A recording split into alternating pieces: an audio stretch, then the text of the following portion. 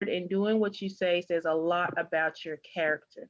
People begin to trust you when they know that you're going to be where you say you're going to be and you're going to do what you say you're going to do. So keeping your word is very, very important. And always remember, when you start a task, see it through to the end. Even if you feel it's difficult, go ahead and complete the task because you're going to learn something during that task. And second and thirdly, always find ways to assist and help your mom, dad, grandparent, family friend, but find ways to help others because this will help you learn to take on responsibility. Taking responsibility and honoring your commitments are skills that you will need throughout your lifetime when you go to college or when you enter the work world, whether you want to apply for a certain position or become an entrepreneur. Always remember to take responsibility and to honor your commitments. That's tip one. Okay. Tip two, accept accountability and constructive criticism.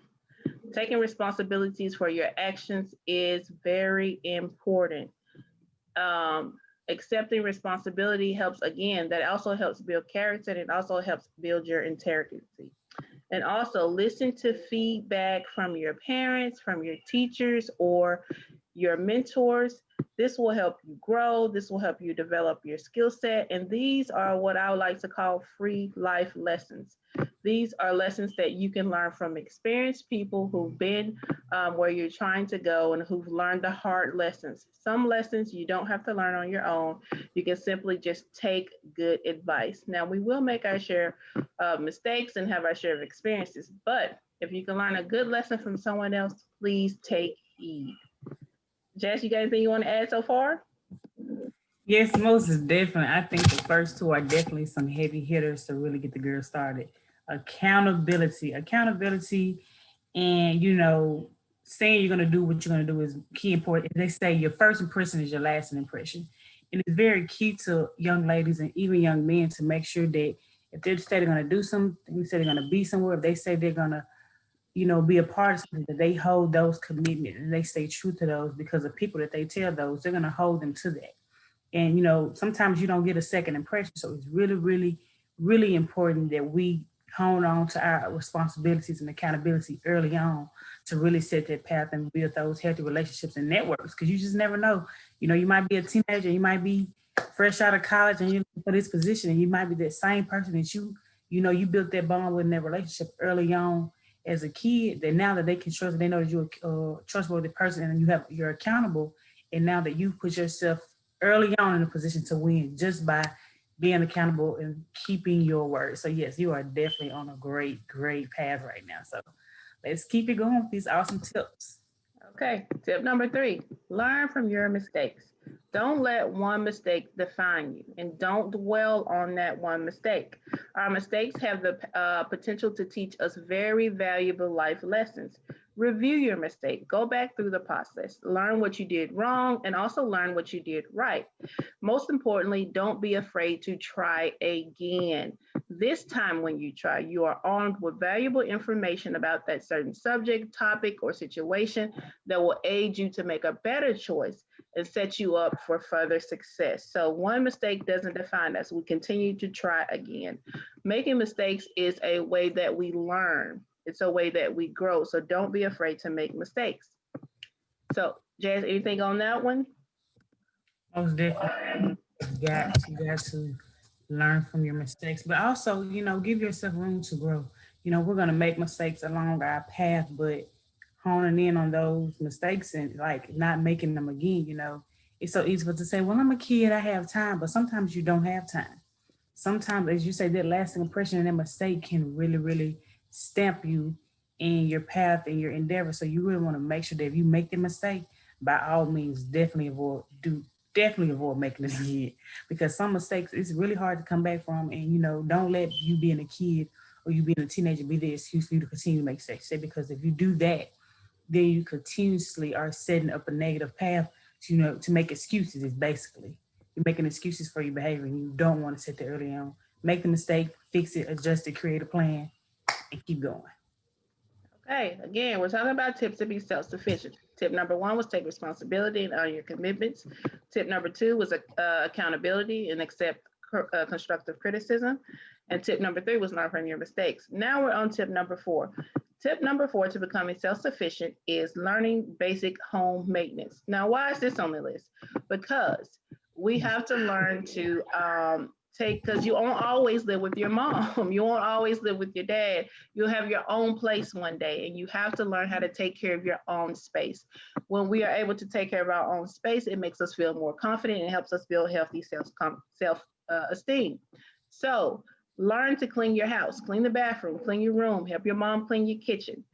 You need to learn how to do these things. Learn to keep your personal space organized, your room. Having your space organized it promotes healthy self-esteem, helps you see things clearly. So learn to keep your space organized. You can learn things like painting. You can even learn to paint your room or help your mom hang some new curtains or even plant new flowers outside. So being able to take care of your personal space, to keep it clean, to keep it organized is very essential to becoming self-sufficient. So those are things that you can actually start doing now, and no matter what age you are. You can always clean your room, you can always clean the kitchen, help with the dishes, set the table for supper, help your mom prepare dinner, learn how to cook. Those are things that can help you become self-sufficient. Jazz? That is actually one of my favorites, like being self-sufficient and know how to take care of yourself and create a healthy and a clean workspace is really, really important. I think sometimes as kids, as we grow up, oh, well, they so used to mama coming in, picking up our old, unclean clothing and cleaning behind us, to the fact that we so used to it now that we're expected out of us, it becomes a dysfunction for us, and it's almost nerve wracking because now that I'm expected to take on all these responsibilities, it seems so much for us. So for me as my kid, my mom taught us that early on, like cleaning behind ourselves, having a clean workspace and working environment about us. I thought, the kid was just us being tedious and her keep wanting to have a clean house, but it really taught me about my space. Like even now to this day, like even if I'm just studying or I need a peace of mind, I have to have things clean around me.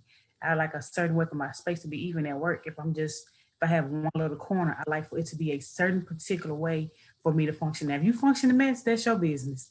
But for as me and mine, as they say, I like to have a clean space, a clean slate, and I like everything to be neat and in order. There will be times when things get messy. Not saying that that's not going to happen, but most environments that produce productivity are clean, neat, and organized. So focus on, it's a little dysfunctional, but also focus on creating a productive work environment that can really foster to your mental processes and keep you productive in what you need to do. Okay, very good. So, tip number 4 was learning basic home maintenance. Tip number 5 is practicing good self care. And this is important for us young ladies to be able to take care of ourselves. Make sure you eat healthy foods. Start eating your fruits and your vegetables. Trust me, you're gonna wish you had a once you continue to age. So that's very important. Eating healthy fruits, vegetables. Make sure you drink plenty of water, and also make sure you get plenty of rest before the next day. Don't stay up on the phone late or on Facebook late all night long. Make sure you get yourself a good amount of rest. Also, learn ways to maintain your own things. For instance, you can learn how to wash and style your own hair. Learn what products work for your hair, what products don't work for your hair. You can learn how to do some protective styles on your hair to keep your own hair neat, clean, and styled.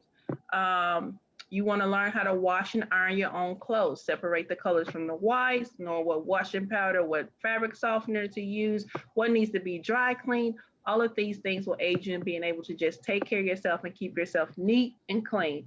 When we practice good self-care, we feel good about ourselves. Good hygiene habits, brushing your teeth twice a day, making sure you floss, making sure you go to your doctor's appointments. All of these things aid in good, healthy self-care, because when we feel good about ourselves and we take care of ourselves, we're able to feel confident when we're in the presence of others. And that is very important, especially if you have to present a project or you have to stand before the class. When we feel good about ourselves, we're able to do those things with confidence. Jazz? Self-care, yes, I feel like now more than ever we have learned that self-care comes first. Even I would say as a little girl, I was just like, I was a night crawler. I would stay up to 1 or 2 o'clock in the morning just because how I was. Just I couldn't sleep during the day. has to be peace and quiet. And I just didn't value self care. It's not that I wouldn't say that I didn't value. I just didn't realize the importance of it until now that I'm an adult. And if you practice self care regularly, then everything else will flow probably accordingly as you wish. But if you don't take care of your body, if you don't practice self care, a lot of things will not simply happen simply because you don't have the means or physical means to do it because you haven't taken care of what you need to get done, which is within yourself. For me, on even on a daily basis, eating healthy, I can tell the difference from when I eat a healthy meal and I'm more productive when I eat a not necessarily the worst meal, but not the best meal, and I don't feel as productive just simply because of my meal choices. So taking care of myself, even sometimes taking a hot bubble bath or just taking maybe an hour just to watch my favorite show just to decompress and just let everything that's happened this week just to kind of let it flow through and reset my mind. So self-care is definitely important. And as we get older, we definitely got to teach our children, our nieces, our nephews that it's important, staying on the phone all day and scrolling through TikTok after TikTok will pass you. You'll be on TikTok for 2 hours and won't realize. It's just so many different people out here with different funny things, new ventures. So it's a cool thing, but it's also something that can, help you, can distract you, as we say. Sometimes being on our technical devices is a huge distractor and we don't realize how much it takes away from our self care. I probably needed to, to take a hot bath or just decompress, but I done spent the last 3 hours and my eyes hurt, my head hurt because I've been scrolling through TikTok and Instagram. Keep in mind, I don't have a TikTok right now, so I'm not doing all the social media scrolling.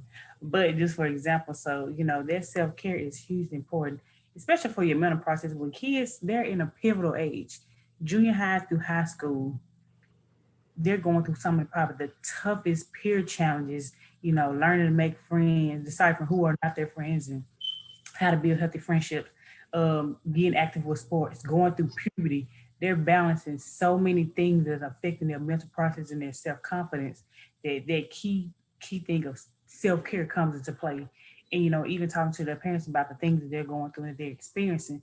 So going through this 11 through 16 age bracket that we're talking tonight, particularly for our audience, it's important that they really pay attention to their self care and the things that are going around them. They're going through a pivotal point in their life. And I just remember being at their age now, and I was just like, there were some great things, but there were also some really difficult times with just figuring out, how to handle certain situations. So self care is definitely important. So if I knew what I knew now, I would do then, I would definitely do a lot of things different just because, it's what I needed. So self care, if you have nothing else in your routine, self care comes, I would say, at the top of my list.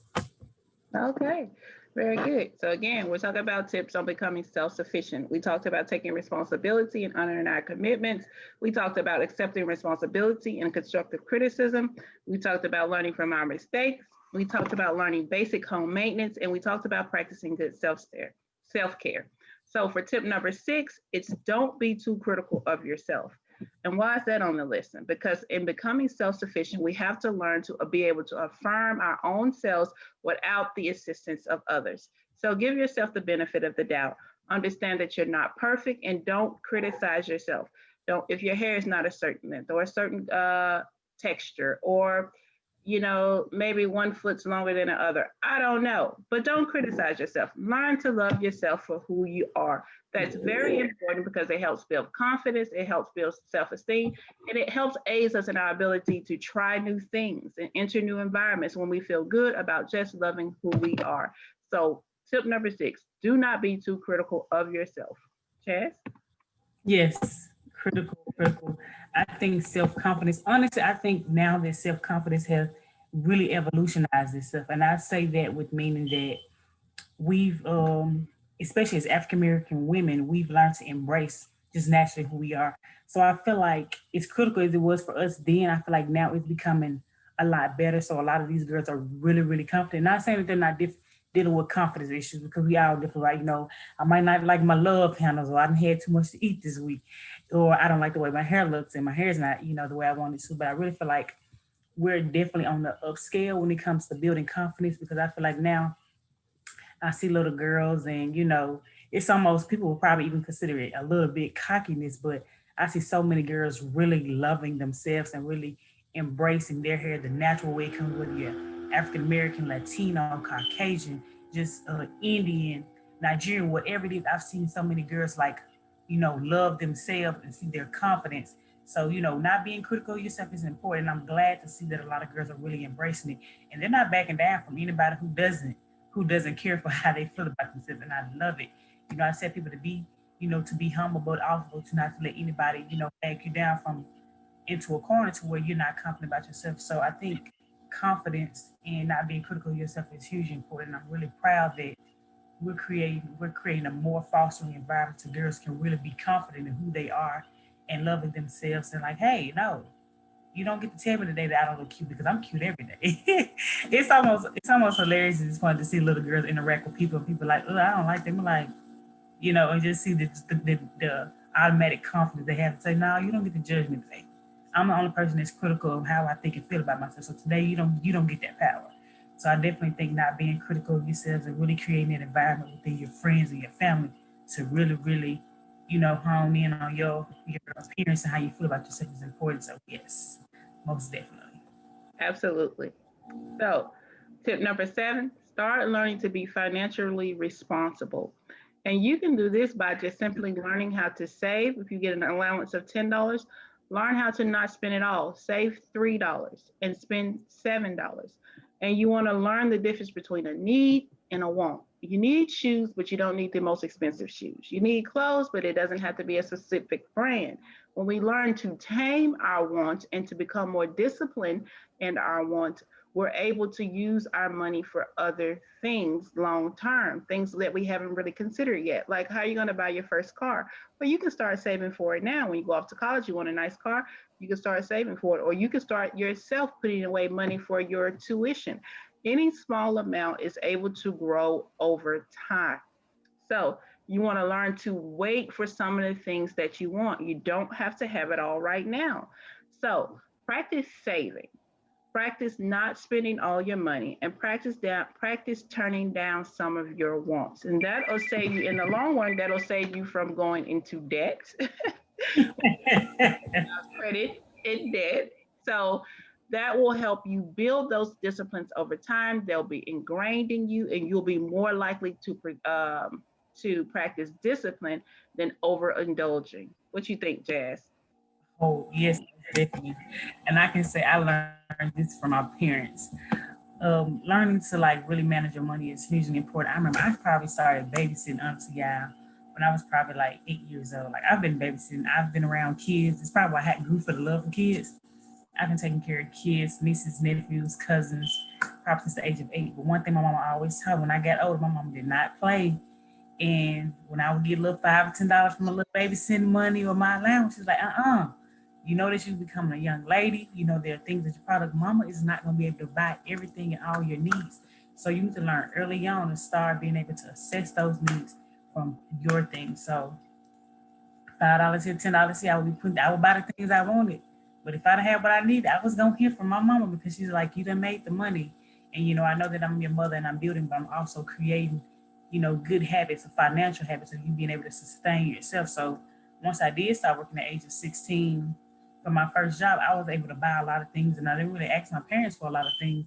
Not saying that they can provide them for me, it's just because they had started me early on about being self-sufficient and being responsible for your money. So some of the things that I wanted, I was just really proud to be able to buy them myself and being able to manage a lot of things that I wanted and not, having to put the stress on my parents because they taught me financial literacy. And I think as kids, they think just because we get supposed to spend, spend, spend, spend, that's not always the case. Put some money aside, for a rainy day. You never know, an unexpected trip or these new pair of boots or something that you might really, really need or want might not be available because you haven't had access to the money that you've been spending. If you get $100 for Christmas, that don't mean you go straight to Toys R Us or you go straight to Target or you go to, it's one of your little fancy stores and you go spend all of it. Put a little bit aside.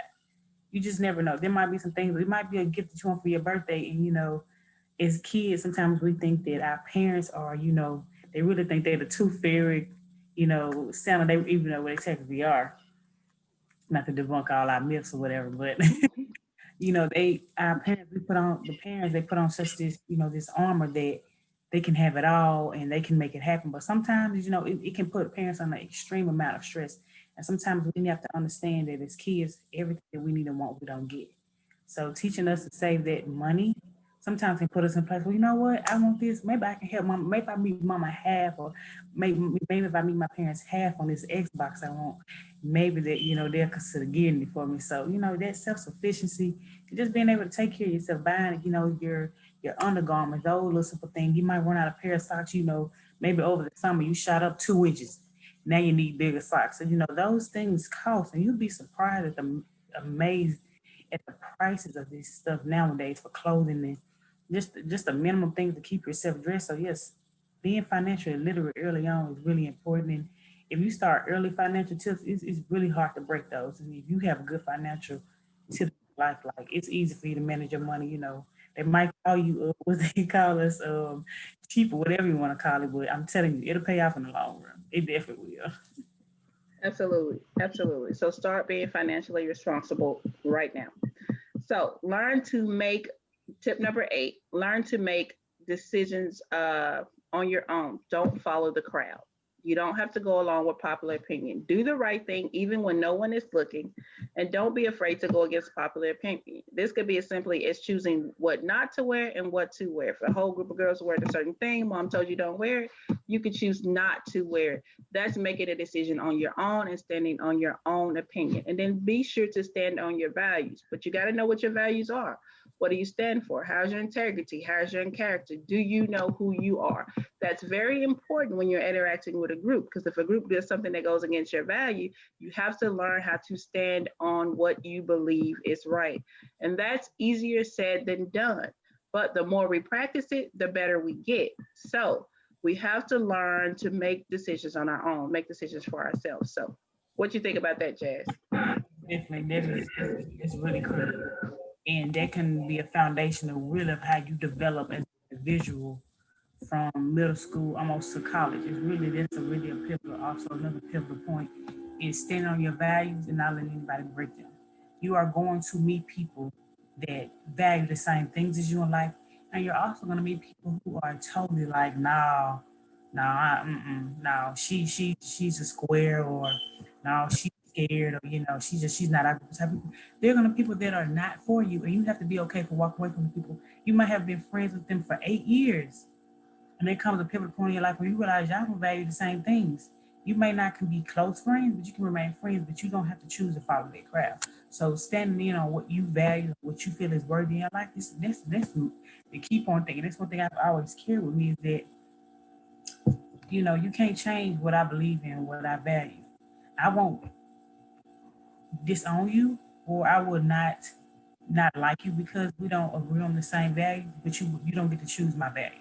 You don't get to reshape my word because you don't agree. We can agree to disagree, but if you value something, you believe in something, you stand in it, you don't change it. Period. And I've seen the critical point of that in my life as an individual, just standing in something. If I believe in something, I'm standing on it. Like I can be one of those people that's it's a hard person to press. Like you can't really pressure me and put me in a position to where well, we like to smoke cigarettes and we do it after school when our parents aren't around. I'm not one of those people. I'm like, oh, okay, well, y'all go have fun because I ain't getting beat when I get home. So, or not even, it's not even the fact that I'm worried about my parents finding out. It's just that that's not something that's a value to me, and that's not something that I value. So if I feel like that's gonna ruin the value of my life and who I am a person, I'm not gonna follow. So don't easily be persuaded because you have friends or people that are close by you want to be close with.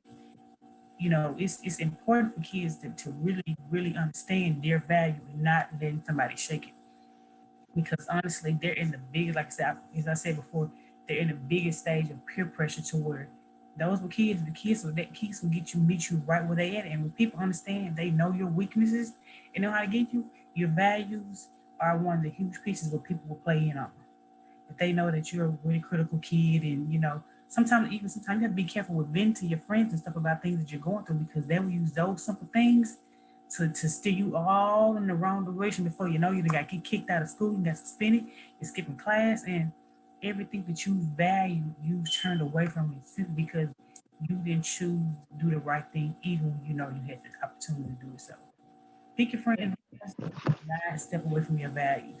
You don't have to have the same value as your friends, but if they don't share the same value, you can't run in the same crowd. You can love them from a distance, but you can't run in the same crowd. It's no way possible.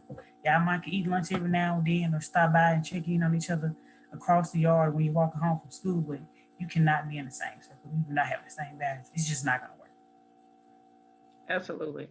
So we're talking about becoming a self-sufficient young adult, self-sufficient teenager, taking responsibility and honoring our commitments, accepting accountability and constructive criticism, learning from our mistakes, learning basic home maintenance, practicing good self-care, not being too critical of ourselves, learning to be financially responsible, and making our own decisions and not following the crowd. Tip number 9, learn to speak up and use your voice to create change, especially when you know a situation isn't right. This could be as simply as somebody making fun of a kid at school and you saying, hey, that's not right. We're all created equal. Let's not tease her. Let's not talk about her. Whatever her situation is, it's not her fault. And this takes a courageous individual who's willing to stand up for someone else, especially those who are afraid or who cannot stand up for themselves. We have the ability to create change as leaders, as we talk about throughout the year, is leadership, focusing on being able to provide, just good service to others. And one service is using our voice to create change. What do you think about that, Jasmine? Definitely, we have to, as kids, I feel like, honestly, kids can be so critical to each other. Oh my God, it's like, sometimes I just wonder, like, where does all this testosterone? Well, we know it comes from. This testosterone and animosity comes from. But sometimes kids can be so critical, and that's why we have to be very careful of what our kids are being produced in and what they're being taught. Because as much as parents say we teach our kids to do the right thing, we send them to school to do the right thing, they don't always do that. So really understanding your child and knowing and teaching them how to treat others appropriately, and when somebody is not being treated right, to stand up for them is really important, because bullying is a huge factor in school. Huge factor in school. And sometimes when these parents get these calls about, your child's been up here bullying kids for like 3 weeks now, they're totally in shock. And they're like, yes, but what conversations are we having with these kids about not only about them being bullied, but also about who's standing up for them when this is going on? Because sometimes it's easy for us to stand back and laugh and hee hee and ha ha and laugh and carry on. But who's actually saying, no, this isn't right? You don't get to pick on him.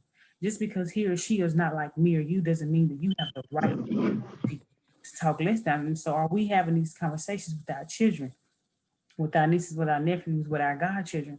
Are we having these conversations? Because standing up for people when people are not being treated right is very important, especially when it comes to bullying. Because the mental health process, you never know, that kid might not even had any sleep that night, because they from the previous day, because the kids their hair was ugly, or because they had a physical disability, and kids make them feel less than. So really, when you see somebody being picked on, somebody not being treated right, to say, hey, this is not okay.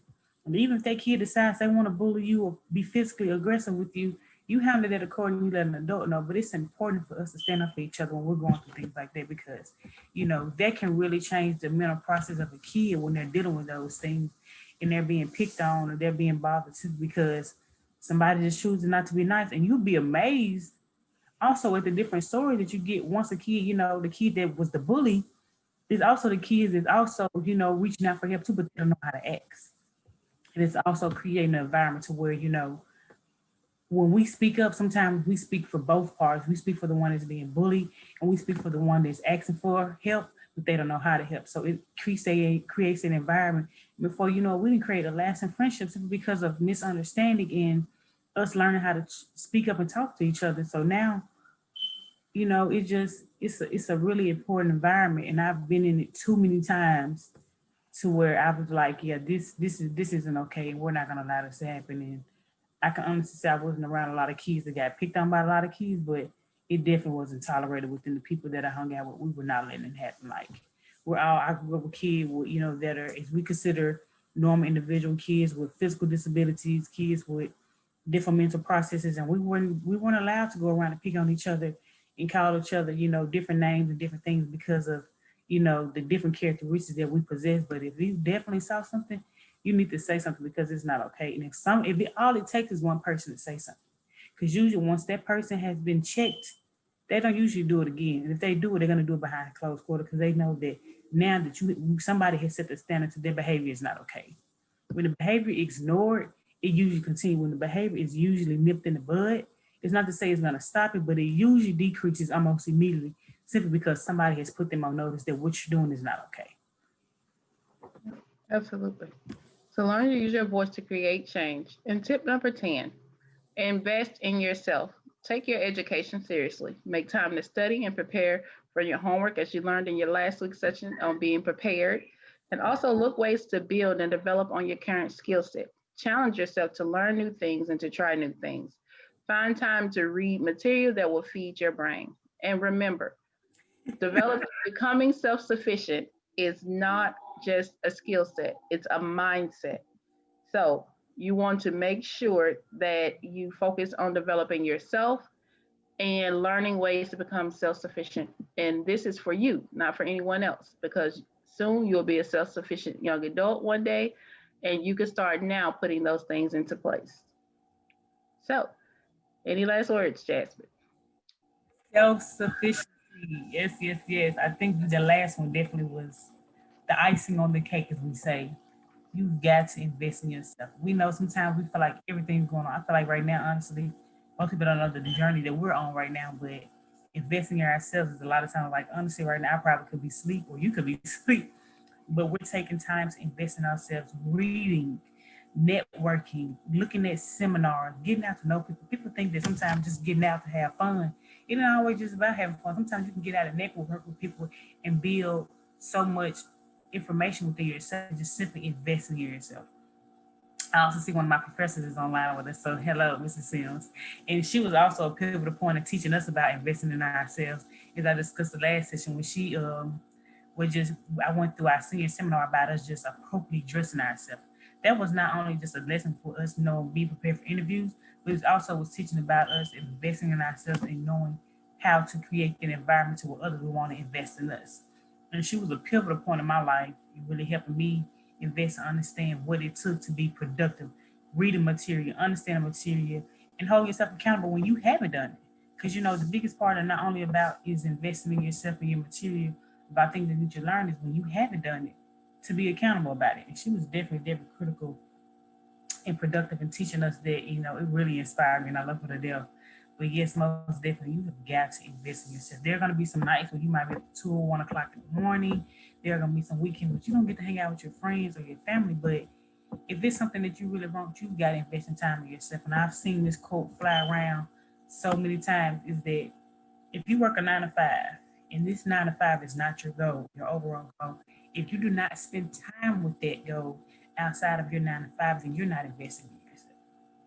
There are going to be times when your goal requires more of you and it's going to be less of others. So you have to be willing to put in the time and the work into doing those things, even if it takes, 2, 3 months, 2, 3 years. If it takes you just 3 months to accomplish a goal that could usually take somebody a year, would you not invest in yourself and do that?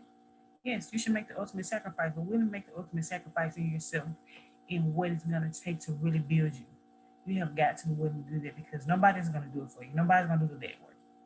And if you try to find a shortcut on doing everything in your life and trying to invest in yourself, you're going to end up with a lot more challenges that you could avoid just by investing in yourself and being productive in the beginning. So yes, most definitely. Absolutely.